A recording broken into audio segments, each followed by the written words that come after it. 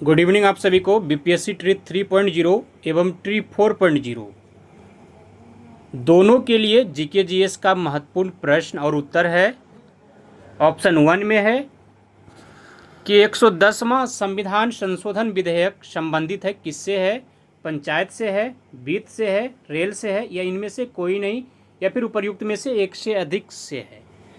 110वां संविधान संशोधन जो है वह वित्त से संबंधित है, तो ऑप्शन बी इसका सही उत्तर हो जाएगा।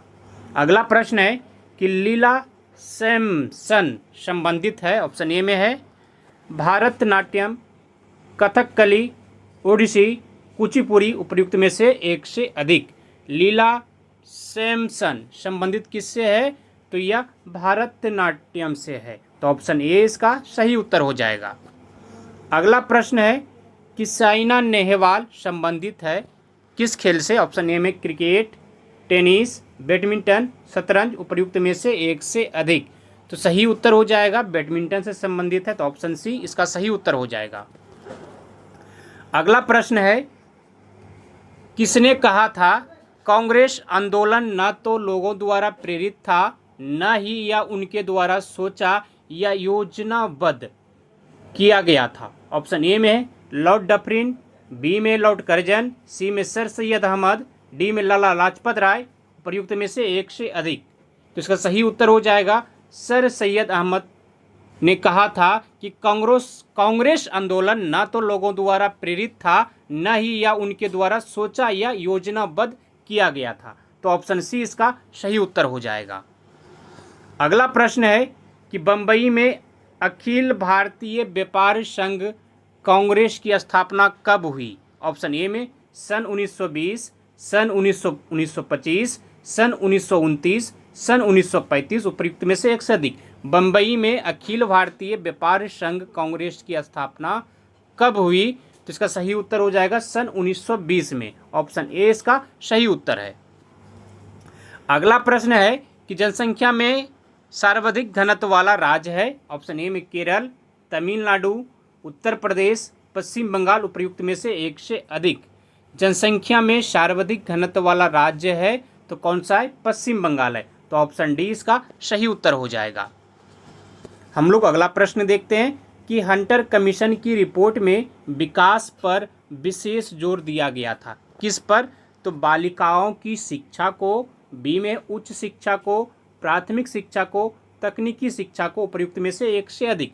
हंटर कमीशन की रिपोर्ट में विकास पर किस पर विशेष जोर दिया गया था? तो इसका सही उत्तर हो जाएगा प्राथमिक शिक्षा पर, तो ऑप्शन सी इसका सही उत्तर है।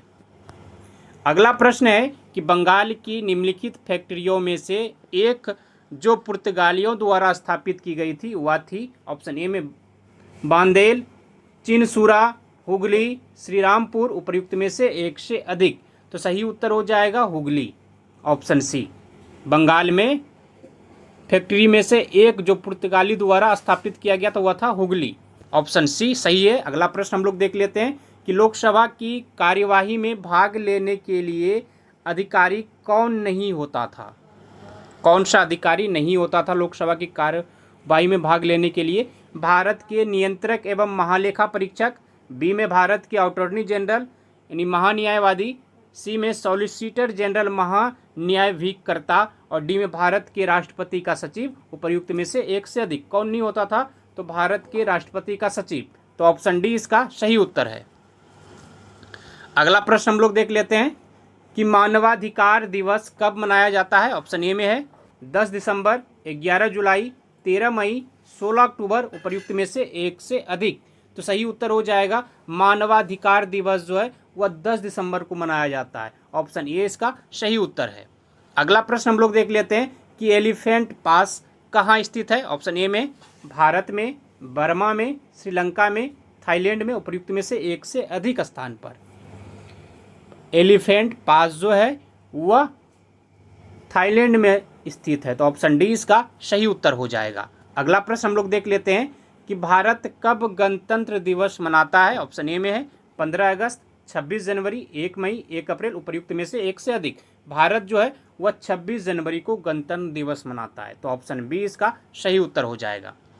अगला प्रश्न है कि प्रकाश संश्लेषण के समय उत्सर्जित गैस कौन सी है? ऑप्शन ए में oxygen, hydrogen, nitrogen, carbon dioxide, उपर्युक्त में से एक से अधिक। प्रकाश संश्लेषण के समय उत्सर्जित गैस कौन सी है? तो वह ऑक्सीजन है। तो ऑप्शन ए इसका सही उत्तर हो जाएगा। अगला प्रश्न है कि भारत का सबसे अधिक सिंचित क्षेत्र किस प्रदेश में है? ऑप्शन ए में मध्य प्रदेश, उत्तर प्रदेश, पंजाब, हरियाणा, उपर्युक्त में से एक से अधिक। भारत का सबसे अधिक सिंचित क्षेत्र जो है वह उत्तर प्रदेश में है। तो ऑप्शन बी इसका सही उत्तर हो जाएगा। अगला प्रश्न है कि कौन सा विटामिन वसा में घुलनशील है? ऑप्शन ए में है ए, सी, बी, उपर्युक्त में से एक से अधिक। कौन सी विटामिन वसा में घुलनशील है? तो विटामिन ए, ऑप्शन ए इसका सही उत्तर हो जाएगा। अगला प्रश्न है कि ध्वनि का वेग किस में सर्वाधिक होता है? ऑप्शन ए में ठोस, गैस, द्रव, वाष्प, उपर्युक्त में से एक से अधिक। ध्वनि का वेग किस में सर्वाधिक होता है? ठोस, गैस, द्रव या वाष्प। तो सही उत्तर हो जाएगा इसका ठोस में। ध्वनि का वेग ठोस में सर्वाधिक होता है। तो ऑप्शन ए इसका सही उत्तर है।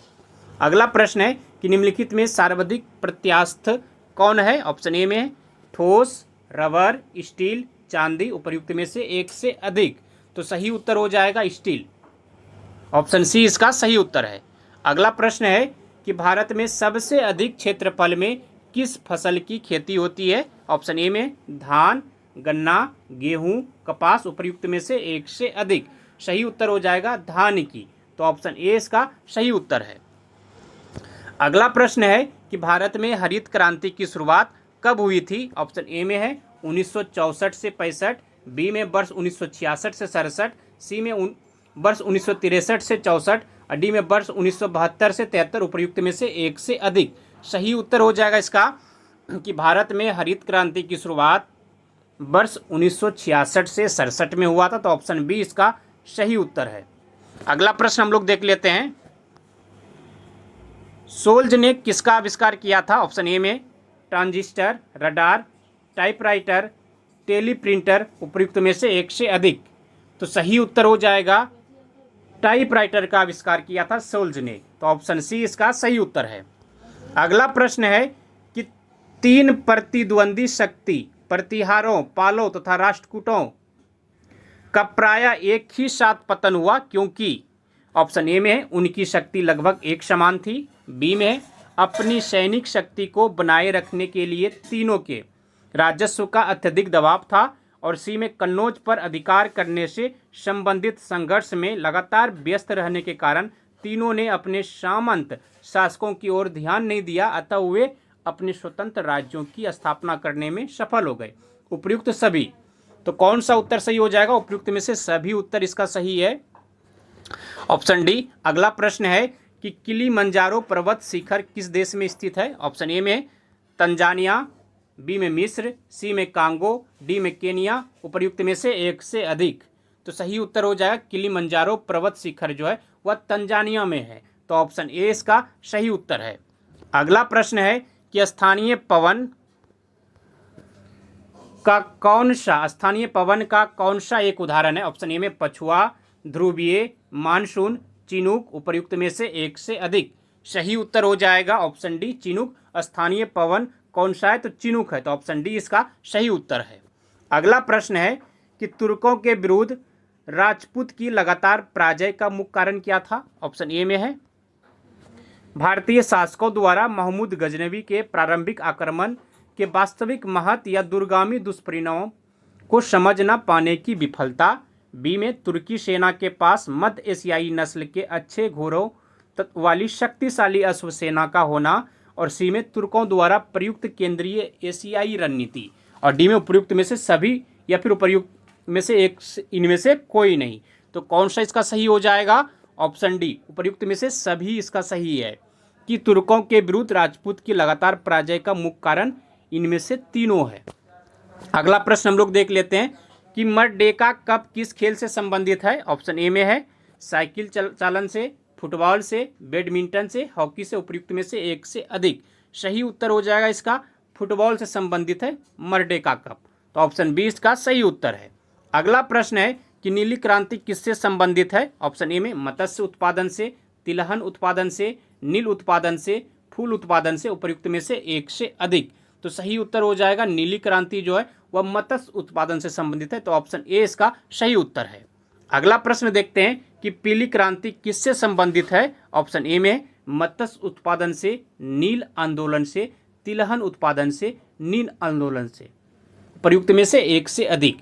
पीली क्रांति जो है वह किससे संबंधित है? तो तिलहन उत्पादन से है, तो ऑप्शन सी इसका सही उत्तर है। अगला प्रश्न है कि दक्षिण भारत के समकालीन नयनारों तथा अलवारों के संबंध में कौन सा कथन सत्य नहीं है? ऑप्शन ए में है कि वे कठोर संयमित जीवन में विश्वास रखते थे, वे धर्म को ईश्वर तथा भक्त के बीच प्रेम पर आधारित एक जीवंत बंधन मानते थे, और सी में उन्होंने समान जनों द्वारा प्रयुक्त भाषा का प्रयोग किया, और डी में वे जातिगत असमानताओं के विरोधी थे, उपयुक्त में से एक से अधिक। तो कौन सा सही हो जाएगा इसका? ऑप्शन ए, वे कठोर संयमित जीवन में विश्वास रखते थे। कौन? तो दक्षिण भारत के समकालीन जो नयनार थे और अलवार संत, इनमें से यह जो कथन दिया गया कि वे कठोर संयमित जीवन पर विश्वास रखते थे, यह कथन सही नहीं है। बाकी तीनों का कथन जो है वह सही है। तो प्रश्न के हिसाब से ऑप्शन ए इसका सही उत्तर है। अगला प्रश्न हम लोग देख लेते हैं कि किसी चार्टर एक्ट के द्वारा ईस्ट इंडिया कंपनी ने भारत में अपना व्यापारिक अधिकार खोया? ऑप्शन ए में है 1793 का एक्ट, 1833 का एक्ट, 1813 का एक्ट, 1853 का एक्ट, उपर्युक्त में से एक से अधिक। तो इसका सही उत्तर हो जाएगा 1813 के एक्ट के द्वारा ईस्ट इंडिया कंपनी ने भारत में अपना व्यापारिक अधिकार को खो दिया, और सिर्फ चीन के साथ चाय का व्यापार इनका शुरू रहा, और बाकी सभी ब्रिटिश के लिए भारत में व्यापार के लिए खुला दरवाजा कर दिया था। तो ऑप्शन सी इसका सही उत्तर हो जाएगा। अगला प्रश्न है कि निम्न में कौन अंग्रेजों की सहायक संधि में साथ था? ऑप्शन ए में है हैदर अली, बी में रंजीत सिंह, सी में मीर कासिम, डी में इनमें से कोई नहीं, उपर्युक्त में से एक से अधिक। तो सही उत्तर हो जाएगा इनमें से कोई नहीं, तो ऑप्शन डी इसका सही उत्तर है। अगला प्रश्न है कि गोद प्रथा निषेध का सिद्धांत किस पर लागू किया? ऑप्शन ए में है सिर्फ हिंदू राज्यों पर, बी में हिंदू और मुस्लिम राज्यों पर, सी में कुशासित राज्यों पर, और डी में उत्तरी राज्यों पर, उपर्युक्त में से एक से अधिक। गोद प्रथा निषेध का सिद्धांत जो है किस पर लागू किया गया था? तो इसका सही उत्तर हो जाएगा सिर्फ हिंदू राज्यों पर, तो ऑप्शन ए इसका सही उत्तर हो जाएगा। अगला प्रश्न है कि महान निष्क्रियता की नीति के साथ किसका नाम जुड़ा है? ऑप्शन ए में है Bentinck, Ripon, Lawrence, Minto one, उपर्युक्त में से एक से अधिक। महान निष्क्रियता की नीति के साथ किसका नाम जुड़ा है? तो वह लॉरेंस का जुड़ा है, तो ऑप्शन सी इसका सही उत्तर हो जाएगा। अगला प्रश्न देख लेते हैं हम लोग कि अंग्रेजों ने अवध पर अधिकार क्यों किया? ऑप्शन ए में है एक युद्ध के द्वारा, कुशासन का आरोप लगाकर, गोद निषेध सिद्धांत द्वारा, विदेशी षड्यंत्र रोकने के लिए, उपर्युक्त में से एक से अधिक। तो सही उत्तर हो जाएगा कि कुशासन का आरोप लगाकर अंग्रेजों ने अवध पर आक्रमण कर अधिकार कर लिया, तो ऑप्शन बी इसका सही उत्तर है। अगला प्रश्न हम लोग देख लेते हैं कि शारदा अधिनियम ने क्या किया? ऑप्शन ए में है अस्पृश्यता का उन्मूलन किया, विधवा विवाह को वैध बनाया, विवाह की उम्र को बढ़ाया, बाल विवाह पर निषेध लगाया, उपर्युक्त में से एक से अधिक। तो सही उत्तर हो जाएगा इसका कि विवाह की उम्र को बढ़ाया, तो ऑप्शन सी इसका सही उत्तर हो जाएगा। अगला प्रश्न हम लोग देख लेते हैं कि सेडलर आयोग ने किस विषय पर सिफारिश की? ऑप्शन ए में भारतीय सेना, भारतीय अर्थव्यवस्था, भारतीय जनजातियां और भारतीय शिक्षा, प्रयुक्त में से एक से अधिक। सेटलर आयोग ने किस विषय की सिफारिश की थी? तो वह भारतीय शिक्षा की थी, तो ऑप्शन डी इसका सही उत्तर हो जाएगा। अगला प्रश्न है कि कैबिनेट मिशन ने क्या सिफारिश की? ऑप्शन ए में है केंद्र में एक संघीय सरकार, बी में है एक अंतरिम राष्ट्रीय सरकार, सी में वायसराय की कार्यकारी परिषद का पुनर्गठन, उपर्युक्त में से सभी, उपर्युक्त में से कोई नहीं। कैबिनेट मिशन ने क्या सिफारिश की? तो वह केंद्र में एक संघीय सरकार की, ऑप्शन ए इसका सही उत्तर हो जाएगा।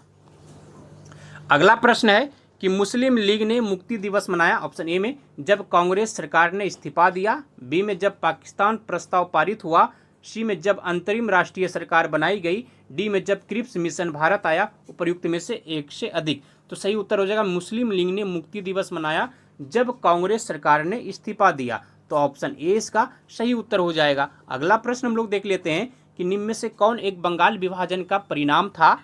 ऑप्शन ए में है उग्रवाद, बी में सांप्रदायिकतावाद और सी में है अलगाववादी और ये सभी डी में है। उपर्युक्त में से एक से अधिक निम्न में से कौन एक बंगाल विभाजन का परिणाम था। उग्रवाद था या फिर सांप्रदायिकतावाद था या फिर अलगाववाद था या फिर ये सभी था। तो ये सभी ऑप्शन डी हो जाएगा सही। धन्यवाद आप सभी को। जय हिंद। मिलते हैं अगले दिन फिर जीके जीएस से 40 महत्वपूर्ण प्रश्न के साथ। वीडियो अगर अच्छा लगे तो लाइक कर दीजिएगा, दोस्तों में से शेयर कर दीजिए।